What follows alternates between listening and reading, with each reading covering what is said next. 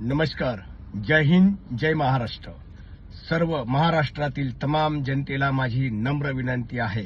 येणाऱ्या विधानसभेसाठी सर्वांनी आपला स्वतःचा अधिकार समजून सर्वांना मतदान करायचं आहे आणि 100% मतदान करायचं आहे. येणाऱ्या विधानसभेसाठी सर्वांनी कुठल्याही भूलथापेला बळी न पडता, कुठल्याही या ठिकाणी तुटीला आमिषाला बळी न पडता स्वाभिमानानं मतदान करायचं आहे.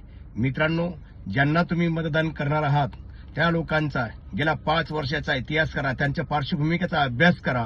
कुठल्याही कारण ही जी भूमी महाराष्ट्र आहे ही आपल्या महापुरुषांची भूमी आहे. छत्रपती शिवाजी महाराजांची भूमी आहे.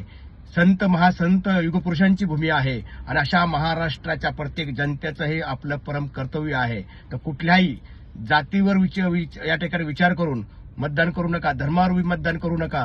चांगल्या व्यक्तीला, माणुसकीला या ठिकाणी मतदान करायचं आहे आणि त्यावेळेस जर खरंच आपला चांगला प्रतिनिधी जर या ठिकाणी विधानसभेमध्ये पाठवायचा असेल तर आपल्याला विचार करून या ठिकाणी मतदान करावं लागेल आणि चांगल्या व्यक्तीला या ठिकाणी विधानसभेमध्ये महाराष्ट्राचं नेतृत्व करायला पाठवावं लागेल. त्यावेळेस म्हणू शकतो आपण की दिल्लीचेही तख्त राखतो महाराष्ट्र माझा. कारण डॉक्टर बाबासाहेब आंबेडकरांनी आपल्या सर्वांना दिलेला तो अधिकार आहे आणि तो अधिकार आपण या ठिकाणी चांगल्या कामासाठी मतदान करून महाराष्ट्र घडूया. जय हिंद, जय महाराष्ट्र. धन्यवाद.